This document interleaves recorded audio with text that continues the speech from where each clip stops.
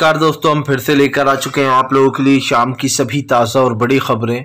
फटाफट अंदाज में एक एक कर बताएंगे आपको आज देश और दुनिया से क्या बड़ी खबरें निकलकर सामने आ रही हैं। लेकिन उससे पहले दोस्तों एक नज़र डालेंगे सुर्खियों पर। प्रधानमंत्री नरेंद्र मोदी का भयंकर विरोध। जी हाँ, आपको बताते चले दोस्तों, मोदी गो बैक के लगे नारे, लोगों ने छोड़े काले गुब्बारे। बताएंगे आखिरकार हैदराबाद में क्यों हो रहा है प्रधानमंत्री का भयंकर विरोध। वहीं पर अगली बड़ी खबर में हम आपको बताएंगे दोस्तों, राहुल गांधी के समर्थन में सड़क पर उतरे कांग्रेसी। जी हां, सचिन पायलट रहे मेन। बताएंगे आखिरकार क्यों राहुल गांधी की सदस्यता को लेकर मचा हुआ है हंगामा। वहीं पर अगली बड़ी खबर में हम आपको बताएंगे दोस्तों, केजरीवाल फिर से बीजेपी के ऊपर गरजे। बोले इन्होंने राम को भी नहीं छोड़ा, ये लोग चाहते हैं कि लोग अनपढ़ रह जाएं। जी हां, इसके बारे में भी आपको बताएंगे। वहीं पर अगली बड़ी खबर में हम आपको बताएंगे दोस्तों, कैलाश विजयवर्गीय के बयान पर मचा घमासान। लड़कियों के कपड़ों पर कमेंट करना पड़ गया भारी। कांग्रेस बोली बीजेपी की यही विचारधारा, लोगों के कपड़ों पर नजर रखते हैं। वहीं पर अगली बड़ी खबर में हम आपको बताएंगे दोस्तों, एनसीईआरटी की किताबों से चैप्टर हटाने पर, मुगलों के चैप्टर हटाने पर भड़के फारूक अब्दुल्ला। बोले इतिहास मिटाया नहीं मिटाया जा सकता है। इसके बारे में भी आपको बताएंगे। वहीं पर अगली बड़ी खबर में हम आपको बताएंगे दोस्तों, दरअसल आपको बताते चले, प्रधानमंत्री नरेंद्र मोदी के ऊपर गर्जी सुप्रिया श्रीनेत। बोले विपक्षी एकता देखकर बीजेपी बौखला गई है। वहीं पर अगली बड़ी खबर में हम आपको बताएंगे, सीएम नीतीश कुमार का बीजेपी के ऊपर बड़ा हमला। बोले दंगाई कराते हैं दंगे। जी हाँ, बीजेपी है मास्टरमाइंड।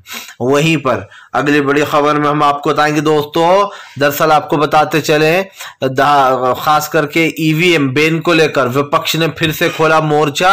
बिहार के कई नेताओं ने ईवीएम बैन पर उठाई मांग। दरअसल आपको बताते चले, हमारे पड़ोसी मुल्क में ईवीएम बैन कर दी गई है। जी हाँ, बताएंगे आखिरकार कहां पर की गई है। वहीं पर अगली बड़ी खबर में हम आपको बताएंगे दोस्तों, असदुद्दीन ओवैसी का खट्टर के ऊपर बड़ा हमला। बोले अमेरिका की चिंता, लेकिन नासिर और जुनैद के हत्यारों को बचा रही बीजेपी।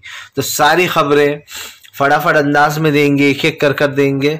फिलहाल खैर चलिए बढ़ते हैं सबसे पहली और सबसे बड़ी खबर की ओर। दरअसल दोस्तों आपको बताते चले, हैदराबाद में प्रधानमंत्री नरेंद्र मोदी का भयंकर विरोध। मोदी गो बैक के लगे नारे। जी हाँ, आपको बताते चले दोस्तों, प्रधानमंत्री नरेंद्र मोदी को हैदराबाद में जो है यहाँ पर बड़ा वो करना पड़ा है, विरोध का सामना। दरअसल जैसे ही प्रधानमंत्री नरेंद्र मोदी के आने की खबर मिली लोगों को, लोगों ने सड़कों पर ही मोदी गो बैक के नारे लगाए, बड़े बड़े होर्डिंग भी दिखाई दिए। आपको बताते चले दोस्तों, इस होर्डिंग में क्या लिखा था आप पढ़कर भी हैरान हो जाएंगे। जी आपको बता दें, इस होर्डिंग में लिखा था murder of democracy in India. यानी कि मोदी सरकार ने जो डेमोक्रेसी है, जो इंडिया का लोकतंत्र है, उसकी हत्या कर दी है और इसका जिम्मेदार मोदी है। आपको बताते चले दोस्तों, प्रधानमंत्री नरेंद्र मोदी का भयंकर विरोध हुआ। जैसे ही हैदराबाद में प्रधानमंत्री की एंट्री हुई, वैसे ही काले गुब्बारे, लोगों ने काले गुब्बारे छोड़ना शुरू कर दिए। आपको बता दें, सारे जितनी भी जनता है वो बीजेपी से काफी ज्यादा खफा है। खास करके दोस्तों हमने हमेशा देखा है कि जिस तरीके कारनामे बीजेपी करती रहती है, उसको लेकर कहीं ना कहीं देश में बवाल मचा रहता है। और अब प्रधानमंत्री नरेंद्र मोदी को साफ साफ बोल दिया गया है कि murder of democracy in India. जी हाँ, यानी कि प्रधानमंत्री का दोस्तों न सिर्फ भयंकर विरोध हो रहा है, बल्कि प्रधानमंत्री के जो कारनामे हैं उनकी भी हर जगह चर्चा है। आप देखिए, देश में ऐसे ऐसे बिल लाए जाते हैं जिनकी कोई जरूरत ही नहीं होती है, जिनको लोग काला बिल करार दे देते हैं, लेकिन उसके बाद भी बीजेपी इन बिलों को लागू करती है। सबसे बड़ी बात यह है दोस्तों कि आज लोकतंत्र की हत्या हो रही है। अगर कोई बीजेपी के खिलाफ कुछ बोलता है तो उसके ऊपर कार्रवाई हो जाती है। अगर राहुल गांधी बीजेपी से कोई सवाल पूछते हैं तो उनकी सदस्यता रद्द कर दी जाती है। विपक्ष को बोलने नहीं दिया जा रहा है, और यही सबसे बड़ा कारण है जो हमारे देश के डेमोक्रेसी की दोस्तों पूरी तरीके से हत्या हो चुकी है।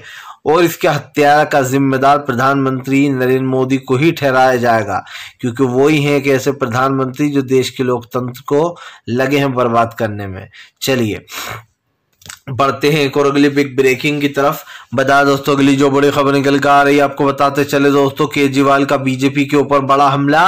बोले देश की सबसे भ्रष्टाचारी पार्टी बीजेपी ने राम को भी नहीं छोड़ा। जी हाँ, मनीष सिसोदिया को राम बता दिया है। दरअसल आपको बता दें, केजरीवाल का कहना है कि मनीष सिसोदिया को फंसाने के साथ साथ बीजेपी का मकसद यही था कि वो आम आदमी पार्टी को खत्म करे। आपको बता दें दोस्तों, भी मोदी सरकार बाज नहीं आ रही है। वो आम आदमी पार्टी को गिराने के लिए हर पैतरा अपना रही है। मनीष सिसोदिया को फंसाने के बाद केजरीवाल ने कहा कि फिलहाल मनीष सिसोदिया 6 बजे उठकर रोज स्कूलों की तफ्तीश करने जाते, लेकिन उन्हें फंसाया जा रहा है। जाहिर सी बात है दोस्तों, मनीष सिसोदिया को लेकर केजरीवाल ने जमकर तारीफ की। मनीष सिसोदिया को लेकर केजरीवाल ने कहा कि जानबूझकर हमें फंसाया गया। जो लोग सच्चाई के रास्ते पर चलते हैं उनके सामने मुश्किलें बहुत आती हैं। आपको बता दें, केजरीवाल यही नहीं रुके। केजरीवाल ने कहा कि फिलहाल बीजेपी की जो सोच है वो यही है, ये खुद सबसे बड़े भ्रष्टाचारी हैं, तो इनको लगता है देश की सारी पार्टियां भ्रष्टाचारी हैं। गरीबों के बच्चे पहले जब स्कूल जाया करते थे तो सोचते थे कि यहाँ पर पढ़ाई नहीं होगी, लेकिन दिल्ली की पढ़ाई देखकर हर कोई कहता है कि हमारे यहाँ पर भी ऐसी ही सरकार हो। जी हाँ, केजरीवाल ने अपनी बड़ाई करते हुए कहा कि फिलहाल बीजेपी को बर्दाश्त नहीं हो रहा, जनता हमें पसंद कर रही है। फिलहाल चलिए बढ़ते हैं एक और अगली बिग ब्रेकिंग की तरफ। बता दोस्तों, अगली जो बड़ी खबर निकल कर आ रही है अखिलेश यादव की दोस्तों, कांग्रेस को नसीहत। बोले कांग्रेस इस देश की सबसे बड़ी पार्टी है, कांग्रेस की जिम्मेदारी बनती है कि वो क्षेत्रीय दलों के आगे हाथ बढ़ाए। आपको बताते चले दोस्तों, क्षेत्रीय पार्टी को फिर से एक बार मजबूत करने की बात कही अखिलेश यादव ने। अखिलेश का कहना है, राहुल गांधी की सदस्यता जाने के बाद अखिलेश यादव ने फिर से बीजेपी पर भड़ास निकाली।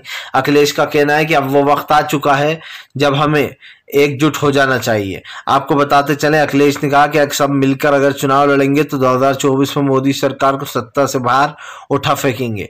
यही नहीं दोस्तों, हमेशा से ही बीजेपी के ऊपर ये आरोप भी लगे हैं और अब फिर से एक बार ये साबित हो गया है कि बीजेपी पूरी तरीके से दोस्तों एक नपुंसक सरकार के रूप में उभर रही है। जैसे कि सुप्रीम कोर्ट ने इस पर टिप्पणी की थी, इस सरकार को जो नपुंसक बताया था वो बिल्कुल सही है। यही नहीं दोस्तों, यहाँ पर अखिलेश यादव ने उन सब चीज़ों का जिक्र भी किया जो देश में हो रही हैं। डेमोक्रेसी की हत्या की जा रही है, लोगों को बोलने से रोका जा रहा है, पत्रकारों को मना किया जा रहा है सच्चाई बताने से। इन सारी चीज़ों को लेकर अखिलेश ने भड़ास निकाली। अखिलेश यादव ने कहा कि फिलहाल अगर 2024 का चुनाव जीतना है तो विपक्ष को एकजुट मजबूत ही रहना होगा। अखिलेश ने हालांकि कांग्रेस को ये नसीहत जरूर दे दी है कि अब से वो क्षेत्रीय पार्टी को मजबूत करना शुरू कर दे कांग्रेस, क्योंकि बीजेपी जो है दोस्तों वो उन क्षेत्रीय पार्टियों को कमजोर करती है। यही नहीं, कमजोर करने के साथ साथ दोस्तों हमने एक चीज़ और देखी कि फिलहाल जो भी हो रहा है उसको लेकर लोगों के मन में काफी कुछ चल रहा है और ऐसे में अब प्रधानमंत्री घिरते हुए नजर आ रहे हैं। फिलहाल तो ये साफ हो चुका है दोस्तों कि फिलहाल डेमोक्रेसी हो या तमाम चीजें, उसको लेकर अखिलेश यादव भी बीजेपी के ऊपर लगातार हमलावर है। अखिलेश ने साफ कहा है कि विपक्षी एकता का समय अब आ चुका है। चलिए बढ़ते हैं एक और अगली बिग ब्रेकिंग की तरफ। बता दोस्तों, अगली जो बड़ी खबर निकल कर आ रही है आपको बताते चले दोस्तों, राहुल गांधी के एक ट्वीट ने बीजेपी को दी पटकनी। राहुल गांधी ने एक के साथ 5 को लपेटा। दरअसल दोस्तों, राहुल गांधी की सदस्यता जाने के बाद राहुल गांधी ने अब आजाद, सिंधिया और तमाम उन नेताओं को घेर लिया दोस्तों के एंथनी को, जिन लोगों ने कांग्रेस को इसके साथ गद्दारी की है। आपको बताते चले, राहुल गांधी ने कहा कि हर रोज एक नया मुद्दा, बीजेपी मेन मुद्दे से भटकाने के लिए हर रोज एक नया मुद्दा लेकर आ जाती है आपके सामने। यही नहीं, राहुल गांधी ने कहा कि बीजेपी लोगों को असली मुद्दे से भटका रही है और असली मुद्दे से भटकाने के लिए इन सब चीजों में डाला जा रहा है। आपको बताते चले, यहाँ पर सीधे सीधा हमला बोलते हुए कहा कि जानबूझकर अडानी और अंबानी को बचाने की कोशिश हो रही है, अडानी को। आपको बताते चले, राहुल गांधी ने कहा कि फिलहाल क्योंकि दोस्तों सिंधिया, गुलाम नबी आजाद, इन लोगों ने अभी राहुल के बारे में ऐसी बातें बोली थी आड़ी टेढ़ी, जिसको लेकर राहुल गांधी का पूरा निशाना इन्हीं पर था। राहुल गांधी ने दोस्तों हर एक व्यक्ति के शब्द का जो है यहाँ पर एक मीनिंग छोड़ा अपने ट्वीट में। आपको बताते चले, जिसमें सिंधिया शामिल है दोस्तों, और अभी अभी हाल ही में जिन्होंने कर्नाटक की पार्टी छोड़कर बीजेपी में शामिल हुए के उनका नाम है दोस्तों, आपको इसी के साथ साथ ज्योतिरादित्य सिंधिया और खास करके दोस्तों उन तमाम लोगों का नाम इसमें लिया गया है जो लोग देश के साथ गद्दारी कर रहा है अडानी का साथ देने के लिए। आपको बताते चले दोस्तों, अब बीजेपी बुरी तरीके से फंस चुकी है। अडानी वाला मामला इतना बढ़ चुका है कि 2024 में बीजेपी के हार की वजह 2 मुद्दे बनेंगे, पहला अडानी, दूसरा ओबीसी। इन दोनों मुद्दों में दोस्तों बीजेपी पूरी तरीके से फेल हो रही है। फिलहाल एक चीज तो साफ हो चुकी है कि अब की बार बीजेपी का सत्ता से जाना तय हो चुका है, क्योंकि दोस्तों बीजेपी ने देश में काफी नफरत फैला रखी है। चलिए बढ़ते हैं एक और अगली बिग ब्रेकिंग की तरफ। बता दोस्तों अगली जो बड़ी खबर निकल कर आ रही है, सड़क से संसद तक हंगामा, राहुल गांधी के समर्थन में राजस्थान में निकाली गई यात्रा। दरअसल दोस्तों आपको बता दें, सचिन पायलट की अगुवाई में जमकर यात्रा निकाली गई है। राहुल गांधी की सदस्यता रद्द करने के साथ साथ जो अडानी को बचाने का गेम हो रहा है, उसको लेकर सचिन पायलट ने बीजेपी को घेर लिया है। यही नहीं, सचिन पायलट के साथ साथ अशोक गहलोत के दोस्तों दिग्गज मंत्री खचारिया भी साथ रहे। आपको बताते चले, राहुल गांधी की सदस्यता जाने के बाद कांग्रेस लगातार बीजेपी के ऊपर 2 गुना हमलावर है। यही नहीं, उन्होंने राहुल गांधी की जो है यहाँ पर खास करके पेपर भी मंगवाए। और एक चीज साफ हो जाती है कि अब सरकार की नीतियां दोस्तों खत्म हो चुकी हैं, लेकिन यहाँ पर सरकार को समझ में ही नहीं आ रहा कि ये क्या हो रहा है। सरकार का पूरी तरीके से दोस्तों माइंड जो है वो विरेश हो चुका है। ऐसे में अब देखना ये है कि बीजेपी के साथ क्या होने वाला है, क्योंकि आपको बता दें भारतीय जनता पार्टी पूरी तरीके से फेल हो चुकी है दोस्तों, और ये बात बिल्कुल सच है। फिलहाल चलिए बढ़ते हैं एक और अगली बिग ब्रेकिंग की तरफ। बता दोस्तों अगली जो बड़ी खबर निकल कर आ रही है, असदुद्दीन ओवैसी का बीजेपी के ऊपर बड़ा हमला, बीजेपी को ओवैसी ने जमकर घेरा। दरअसल दोस्तों आपको बताते चले, असदुद्दीन ओवैसी ने बीजेपी के ऊपर हमला बोल दिया। ओवैसी का कहना है कि अमेरिका की चिंता है, लेकिन हमारे देश में लोकतंत्र की हत्या हो रही है, उसकी चिंता नहीं है। आपको बता दें, जुनैद और नासिर के हत्यारे को दोस्तों हरियाणा की पुलिस बचाने के लिए हर पैतरा आजमा रही है। पहले तो उसने जुनैद के और नासिर के जिंदा जलाने वाले हत्यारे को दोस्तों नेपाल भगा दिया। यही नहीं, नेपाल भागने के बाद बीजेपी अब उसको बचाने में लगी हुई है। इसको लेकर जमकर बीजेपी के ऊपर हमलावर हो गई विपक्षी पार्टियां। ओवैसी ने बीजेपी पर निशाना साधते हुए कहा कि फिलहाल जानबूझकर उन लोगों को यानी कि उन आरोपियों को बचाने का काम किया जा रहा है। आपको बता दो दोस्तों, बीजेपी के ऊपर ये आरोप पहले भी लगा था, लेकिन बात सिर्फ इतनी सी नहीं कि जुनैद और नासिर के हत्यारों को बचाया जा रहा है। ये वही लोग हैं दोस्तों जिन्होंने बेचारे एक ब्राह्मण समाज के लोगों को जिंदा झोपड़ी में जला दिया, उसके घर पर बुलडोजर चला दिया। इनका हिंदुत्व सिर्फ दिखावे का है। जब तक दोस्तों आप समझिए इनके पास पावर है, तब तक लोग इनके साथ हैं। जिस दिन पावर चली जाएगी, लोग भी अपने आप ही जाहिर सी बात है गायब हो जाएंगे। अभी जिन हत्यारों को बीजेपी जो है छोड़ रही है, एक एक कर कर उनका नंबर सबका आएगा। खास करके दोस्तों आना भी चाहिए, क्योंकि जैसे कि मैंने कहा कि बीजेपी देश को बर्बाद करने में लगी हुई है, और ये साफ दिखाई देता है। अखिलेश जो भी ओवैसी ने कहा वो गलत बात नहीं है दोस्तों। नासिर और जुनैद के हत्यारों को आप बचा रहे हो, लेकिन आप उल्टा राजस्थान पुलिस पर केस दर्ज कर रहा हो कि यहाँ पर आकर एक आरोपी की पत्नी की कोख में लात मारी वो वहां की पुलिस ने, राजस्थान की। जबकि दोस्तों ऐसा कुछ है ही नहीं। खुद राजस्थान पुलिस ने बताया कि जब वो वहां गए तो उन्हें तो घर का पता नहीं था, बल्कि हरियाणा की पुलिस ही उन्हें लेकर गई है।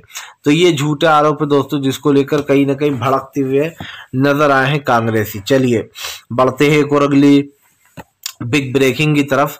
बता दोस्तों अगली जो बड़ी खबर निकल कर आ रही है, आपको बता दोस्तों कैलाश विजयवर्गीय के बयान पर घिर गई बीजेपी, लड़कियों के कपड़ों पर कमेंट करना पड़ गया भारी। दरअसल आपको बताते चले दोस्तों, हमारे देश में लड़कियां क्या पहनेंगी, कैसे कपड़े पहनेंगी, कैसे रहेंगी, इन चीजों पर अब जो है कहीं ना कहीं बीजेपी की राय नहीं बैठती है। क्योंकि दोस्तों बीजेपी वालों ने ऐसे ऐसे बयान दिए महिलाओं को लेकर कि अब तो शायद बीजेपी भी भूल गई होगी कि किसने क्या बयान दिया। दरअसल पूरा मामला क्या समझिए, कैलाश विजयवर्गीय ने दोस्तों एक बात कही मीडिया को इंटरव्यू देते हुए।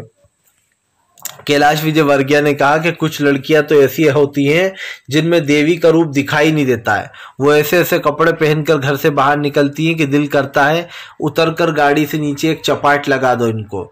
और जो है ये बात कहना हुआ दोस्तों, उसके बाद आपको बताते चले सुप्रेशनेत जो है उनके पीछे कहीं ना कहीं उन पर हमलावर हो गए दोस्तों। और ऐसे में आप भी जानते हैं कि फिलहाल जमकर बीजेपी पूरी कोशिश करेगी कि वो फिर से एक बार ये सब कुछ को जो है दोस्तों मिटा दे। लेकिन मुझे एक चीज समझ में आ गई है दोस्तों, भारतीय जनता पार्टी के लोग हत्यारों को बचाते हैं और बचाते बचाते खुद ही फंस जाते हैं। चलिए बढ़ते हैं एक और अगली बिग ब्रेकिंग की तरफ। बता दोस्तों अगली जो बड़ी खबर निकल कर आ रही है, आपको बताते चले दोस्तों, भारतीय जनता पार्टी को लगा एक और बड़ा झटका। जी हां, दरअसल आपको बता दें ईवीएम को बैन करने की मांग पर हुआ हंगामा। आपको बताते चले दोस्तों, लगभग तमाम विपक्षी दल जो है वो ईवीएम बैन करने की बात कर रहे हैं, तो वहीं दूसरी तरफ दोस्तों आपको बता दें बांग्लादेश में ईवीएम बैन होने के बाद अब इस मामले ने तुल पकड़ लिया। जी हाँ, आपको बता दें बांग्लादेश में ईवीएम बैन हो चुकी है और ऐसे में अब भारत में भी ईवीएम बैन हो ये मांग की जा रही है। यही नहीं, ईवीएम बैन होने के बाद जो यहाँ पर काफी कुछ दिक्कतें आएंगी बीजेपी को, क्योंकि बीजेपी दोस्तों ईवीएम के सहारे से ही जीतती है और ये आप भी जानते हैं। लेकिन अब की बार जो जनता ने साफ कह दिया कि फिलहाल ईवीएम जो है उसको कहीं ना कहीं हटाया जाए। अब दोस्तों आप तो जानते ही हैं कि हमारे देश में किस तरीके का कानून जो है वो चल रहा है। ऐसे में ईवीएम बैन को लेकर इसलिए भी सवाल उठते हैं दोस्तों, क्योंकि कई बार कई जगह से ईवीएम पकड़ी गई हैं।